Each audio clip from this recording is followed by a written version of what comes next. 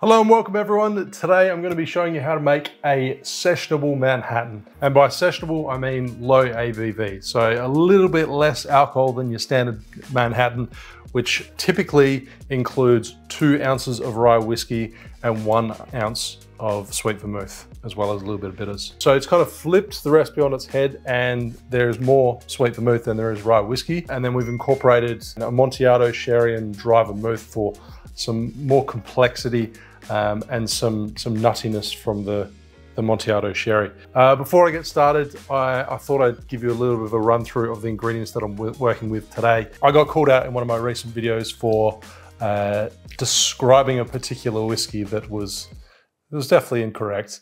But I thought I'd go a little bit more in depth with these particular ones, and I've sat down and done a bit of a tasting and nosed them all. So hopefully this is a little bit more accurate. If not, call me out in the comments below. So first of all, we're going to start with Martini and Rossi sweet vermouth, which is probably the biggest selling sweet vermouth in the world. It's extremely popular, super inexpensive, and I've just got this tiny little bottle, which is perfect for keeping in the fridge, and especially if you don't go through too much sweet vermouth all at once. But on the nose with the Martini, I get tobacco leaf and coffee, but it's actually, it smells kind of dark on the nose with those kind of notes, but then on the palate, it's sweet and cola-like. Then moving on to the Rittenhouse rye. This mash bill in this rye whiskey has the minimum amount of rye, being 51%, to be able to call itself a rye whiskey. So has dried fruit on the nose. It does have some subtle spice, typical of rye whiskey, but not super spicy because it's only 51% rye.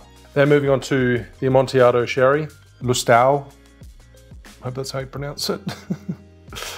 So hazelnut on the nose, but it's actually quite nutty and woodsy on the palate. And then we've got the Dolan dry vermouth, which is grapey, obviously because it's made from grapes, grapey, citrusy. But then on the palate, it's grapes and stewed quince, perhaps. And then last of all, Angostura bitters, which I get clove and allspice on the nose, and cinnamon and cassia on the palate. So when you put it that way, I mean, there's this like big eclectic mix of flavors that will all add complexity into this low ABV drink. So let's get started on the cocktail. As I said, sweet vermouth being the dominant ingredient. So I'll get a mixing glass from the fridge and let's get to it. Straight from the freezer, so nice and cold. And I'm starting with the sweet vermouth, 1 ounce, 30 ml. So it's less alcohol than your typical Manhattan, but it's still not super low. Like, you're not gonna knock one of these back and then go driving, that's for sure. 3/4 of an ounce, 22.5 ml, your choice of rye whiskey. Amontillado sherry, 3/4 ounce, 22.5 ml. Dry vermouth, 1/2 ounce, 15 ml. And 2 dashes of Angostura bitters. I'm using a Japanese dasher bottle, so I'll do 6. 1, 2, 3, 4, 5, 6. A little bit of a mess there. Add plenty of ice into your mixing glass and give it a stir for about 20 or 30 seconds. I'm gonna go a little bit lower on that scale because it's a low ABV drink, so I want it to not be over diluted.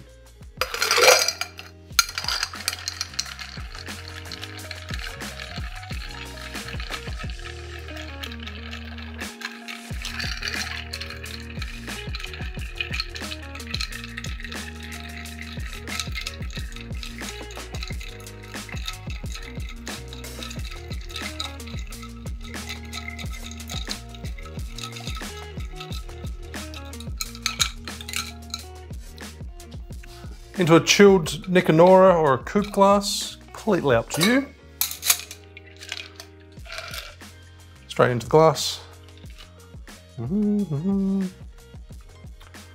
Beautiful. And I'm going to add a nice lemon twist.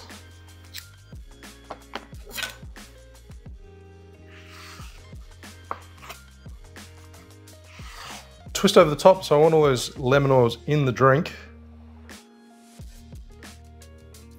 Just rest it on the side there. So there you have a sessional version of the Manhattan. If you want to take it a little bit easy, if you want to feel better the next morning, consider a sessionable Manhattan. Cheers.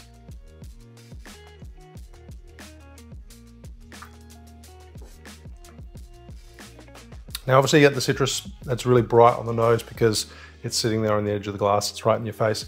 The most dominant ingredient in this, I would have to say, is Amontillado sherry. Now you get that nuttiness and the hazelnut coming through, but you get a lot of dried fruit from the whiskey. Like those sweet characteristics from the sweet vermouth.